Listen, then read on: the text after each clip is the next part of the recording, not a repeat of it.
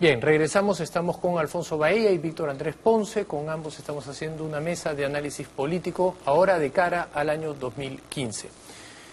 Víctor Andrés, ¿cuáles crees que son los principales riesgos que enfrentamos políticamente hablando en el 2015? Bueno, yo creo que el principal riesgo es que la desaceleración continúe, que va a tener enormes efectos políticos, ¿no? Que en el Perú la economía está vinculada a la política más que en cualquier país porque somos una sociedad con democracia y mercado. Es decir, el mercado, hemos creído que el mercado podía funcionar normalmente cuando en la política todo el mundo se enfrentaba. Mira, esa separación ya no puede continuar más. En la ley del empleo juvenil hemos visto cómo el sistema político toma distancia frente a la iniciativa de García de una ley que es viable, es buena para el país, ¿no? Entonces hay una distancia ahí que puede terminar creando situaciones de ingobernabilidad. Pero, ¿sabes qué, Juan José?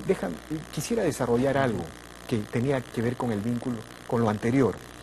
Cuando el gobierno encarpeta el proyecto autoritario, se crea una situación de mayor autonomía para los ministros.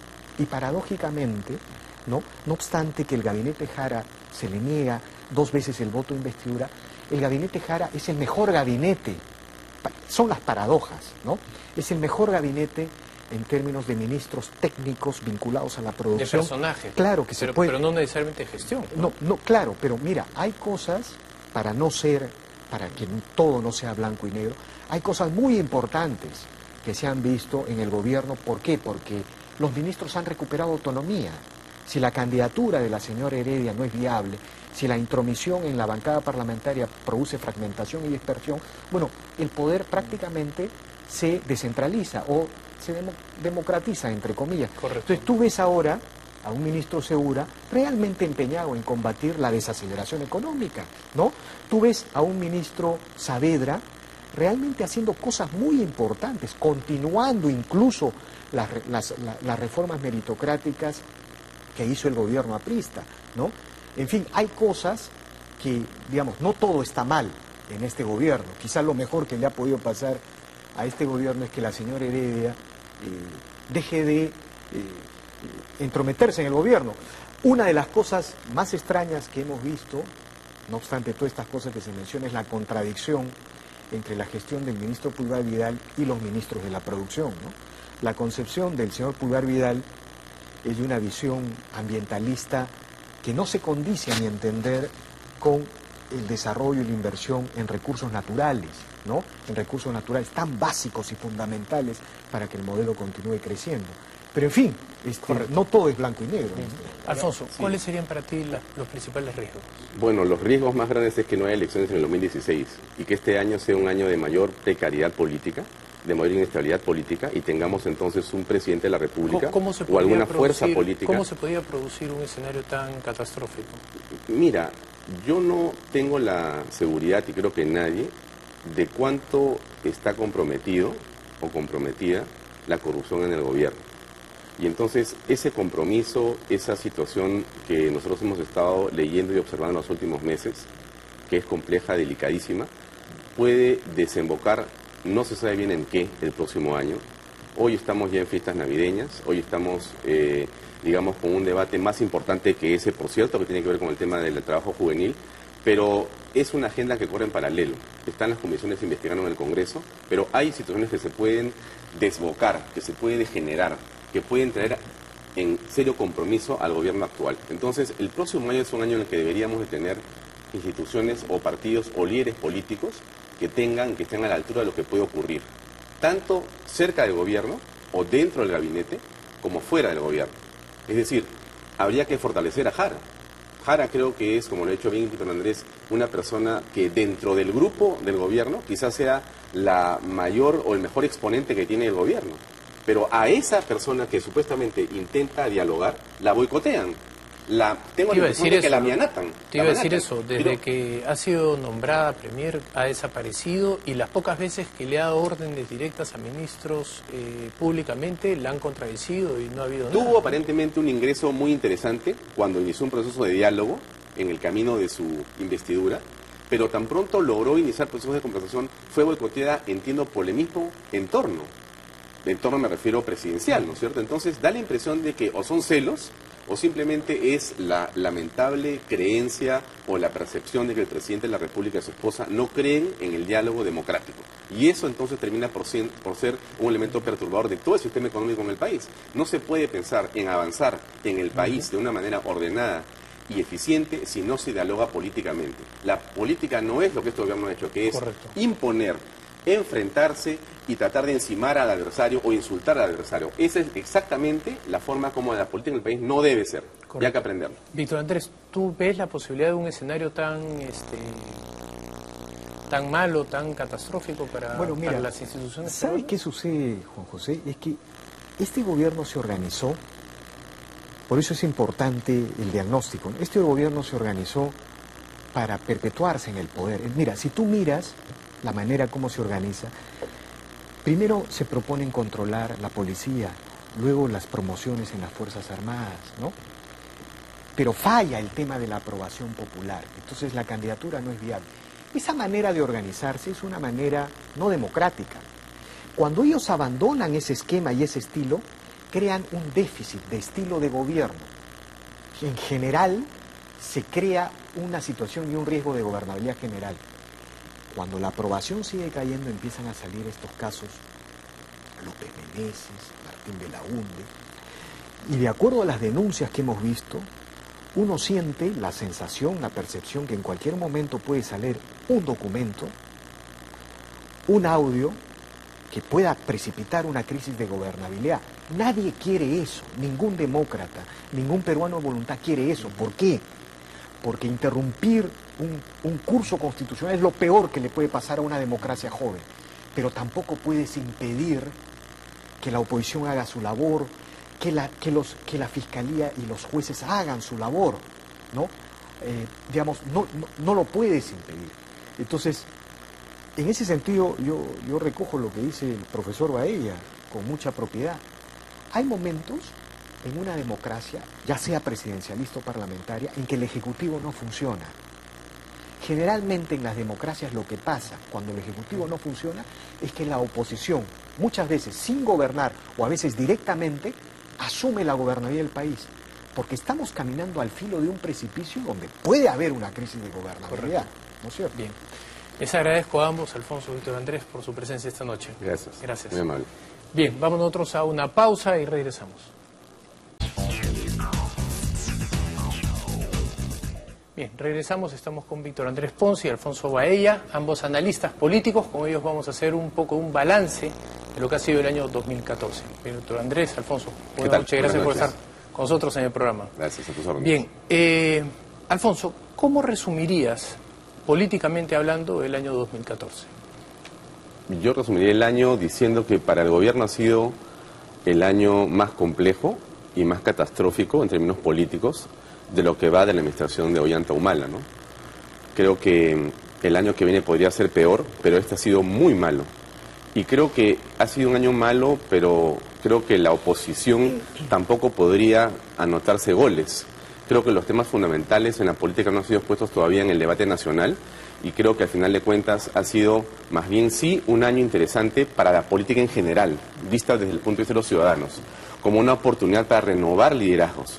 Lo que hemos estado viendo este año ha sido una serie de acontecimientos en el gobierno imposibles de entender, ¿no? 3 gabinetes que se han sucedido, el Villanueva, el Cornejo y ahora el Jara, lo que han generado una inestabilidad política indudablemente notable para el país, una situación congresal forzada por el gobierno y por la primera dama buscando que se imponga una presidencia en el Congreso en la señora Solórzano, y también una imposición de un gabinete como el caso de Jara, ¿no es cierto?, que ha tenido que ir a una segunda votación para que sea aprobada. Y una situación de una lectura equivocada en las elecciones del 5 de octubre, porque en esa elección ocurrida hace unos meses lo que quedó en evidencia fue que las fuerzas opositoras al gobierno ganaron esa elección. Por un lado, la candidata del gobierno, que fue la señora Villarán, perdió estrepitosamente, ni siquiera quedó en un segundo lugar, sino en un tercer lugar, y por lo tanto, tanto Castañeda como Cornejo en segundo lugar cumplieron un papel interesante que ha, de alguna manera, explicado, que explican esta situación de, digamos, protesta popular. Muy bien. Víctor Andrés, ¿cuál sería tu balance del año 2014? Bueno, yo resumiría en dos cosas, ¿no? Es el año en que se encarpeta el proyecto autoritario del gobierno y es el año de la desaceleración económica, ¿no? Lo primero, yo creo que de una u otra manera este año se demostró que en el Perú hay una mayoría política, social, económica que no está representada, que no está organizada, pero que definitivamente apuesta por mantener el sistema democrático, mantener las vigas maestras del modelo económico. Cuando la señora Nadine Heredia, a principios de año, aparecía con una intención clara de consolidar una eventualidad, algunos dicen que son rumores, yo creo que en política las sumas de hechos nos dan indicios y nos permiten hacer aseveraciones. Cuando la señora Heredia a principios de año quería consolidar la posibilidad de una candidatura o de un recambio del gobierno a través de su imagen, no consideró de que, por ejemplo, se iba a producir una reacción muy pocas vistas en la Constitución del 93 de la oposición en el Congreso. Hay que recordar que el gabinete Cornejo no recibió el voto de investidura en una ocasión, y el gabinete Jara, si no me equivoco, en 2 ocasiones. Es decir, son hechos inéditos. Ese tipo de confrontación entre el Ejecutivo y el Legislativo no hubo bajo la Constitución del 93. Hubo con la Constitución del 79 en la época de Fujimori, hubo con la Constitución del 33 en la época de Belaúnde o en la época de Bustamante y Rivero. Pero ese tipo de confrontación no hubo. Entonces, el Perú notificó, ya sea a través de sus políticos, a través de lo que llamamos partidos y de su mayoría, que acá no iba a un proyecto autoritario. Eso, o un intento de continuidad gubernamental a través de una familia, de una pareja, como se llamaba entonces. Bueno, ese es es un hecho significativo. Todo eso ha traído una gran crisis en el espacio público que ha terminado finalmente explicando la desaceleración económica del país. El Perú, la estrella de América Latina, se ha apagado el 2014. Vamos a crecer menos de 3% y no se puede argumentar que es un tema de los precios internacionales porque Bolivia va a crecer por encima del 5%, Colombia también, ¿no? Colombia va a llegar al 5% y Ecuador va a sobrepasar el 4%, de modo tal que ese argumento no es valedero, ¿no? Entonces, eso es lo que ha pasado aquí. Bueno, el tema del triunfo de Castañeda también es un elemento muy importante a subrayar porque, digamos, le pone tildes, puntos a todas las palabras acerca de lo siguiente: hay una mayoría en el Perú que es democrática, que apuesta por mantener la democracia y la economía del mercado, ¿no? Correcto. ¿Cuáles habrían sido los aspectos más positivos de la gestión durante este año? Mira, yo creo que sin duda los peruanos hemos visto un comportamiento en lo positivo interesante en el caso de La Haya. Creo que ese fin de controversia y esa apertura de una agenda de integración real y sin problemas es lo que creo que se puede aplaudir en términos generales en el gobierno. Y creo que lo otro interesante podría ser, digamos, de novedoso, es la aparición de Urresti como figura política. Tengo la impresión de que eso es una novedad, no digamos aún que es positivo o negativo para la pareja presidencial, porque pueden estar construyendo un Frankenstein que termine, en fin, hasta comiéndoselos a ellos. Pero lo concreto es que Urresti ha aparecido, ha hecho una aparición producto de muchas, digamos, circunstancias, una de las cuales ha sido la crítica de sus enemigos, en todo caso, que lo han hecho y le han dado una cantidad de, digamos, resplandor en los medios y fuera de los medios, de manera tal que Urresti ha sido casi una palabra que ha sido tendencia durante muchas semanas en Internet, pero también fuera de las redes sociales, en el campo de los medios. Entonces creo que, por un lado, políticamente o gubernamentalmente tienes el tema de La Haya como un tema interesante e importante, y creo que lo otro importante ha sido esta irrupción de este nuevo liderazgo, ¿no es cierto? Eso no quiere decir que esto sea algo necesariamente positivo para el gobierno, pero se abre una puerta para la política de todas maneras que hay que mirar. Correcto. El gobierno ha perdido capacidad de gestión durante este año. ¿Qué crees que ha sido lo que más ha dañado esa capacidad de gestión? ¿Cuál sería la razón o el aspecto crucial de esa precariedad, digamos, en la capacidad de gestión? Este gobierno ha sido un gobierno que se ha caracterizado por promover la confrontación política, ¿no? que se ha caracterizado por no establecer puentes de diálogo con la oposición o con los líderes de oposición. Recordemos que en un momento el intento de inhabilitar a García, antes de las elecciones los temas judiciales con Castañeda, o los desaires con la principal fuerza de oposición en el tema del indulto. Nadie está diciendo a favor o en contra, simplemente un mal manejo político que significó un maltrato en el tema del indulto al fujimorismo. Todo este tipo de cosas han creado la imagen de un gobierno sin puentes, sin diálogos, y eso en democracia es una anomalía, es un problema, es un grave problema, porque la democracia se inventa para hacer todo lo contrario. Entonces, cuando este gobierno encarpeta el proyecto, digamos, cuando ellos se dan cuenta que la candidatura de Nadine Heredia no es viable en el sistema político peruano. ¿Tú no dudas de la intención? Yo no de dudo, una en ningún momento. ¿verdad? No, en ningún momento. Lo que faltaba era la capacidad claro, de hacerla viable. Lo que sucede es que los amigos sociólogos de izquierda, analistas de izquierda, suelen decir que hablar de una intención, de una candidatura de Nadine Heredia es una parte de la histeria de la derecha. Bueno, en todo caso, eso hay que debatirlo, ahí están los hechos, digamos, la historia se reconstruye en base a hechos, datos, en fin, ¿no? Entonces, cuando ellos encarpetan la candidatura de la señora Heredia, habían organizado un gobierno precisamente para la confrontación, para la continuidad. Pero la encarpetan entonces porque las probabilidades de éxito se reducen. Mira, ¿o porque hay una presión ciudadana, institucional? ¿Cuál es la razón por la que tú crees que estos proyectos de continuidad en el poder se basan fundamentalmente en la aprobación ciudadana, en el respaldo popular? No hay en América Latina, luego de la caída del muro de Berlín, proyectos autoritarios sin respaldo popular. Correa, Evo, Maduro, Venezuela, Chávez, claro. Y ya sabemos que hay proyectos autoritarios que incluso fomentan formas de capitalismo de Estado. Estamos viendo eso en Evo Morales, en Correa, ¿no? Y Alfonso, discúlpame, en el caso de la corrupción, ¿cuál es tu sensación, cuál es tu percepción de lo que ha sido este año? Creo que la sensación es la que tiene la mayoría de peruanos en el sentido de que no ha habido avances significativos. El caso último, que es este lamentable encontronazo entre el procurador y el ministro, y el saldo que hemos visto del descabezamiento de la Procuraduría a nivel nacional, es un saldo muy negativo para el país y para el gobierno también, que era el abanderado justamente pues de la anticorrupción, ¿no? Pero en los hechos, que es lo que importa al final de cuentas, es que no encontramos un ánimo real de lucha contra la corrupción, y lo que vemos es más bien un deseo o finalmente una suerte de apañamiento, porque no hacer es apañar. Cuando tienes una fiscalía que actúa como actúa esta Fiscalía de la Nación, que no resuelve, que no avanza, que no acelera el paso, ¿qué sentimos los ciudadanos? ¿Y qué siente finalmente el inversionista? Que hay una situación realmente de complicidad, que hay un aparato que no pone orden, y que está llamado a poner orden es el presidente de la República, no hay otra persona. Él no puede delegar esta responsabilidad en nadie. Y entonces eso es lo que hemos visto, un saldo negativo en la corrupción.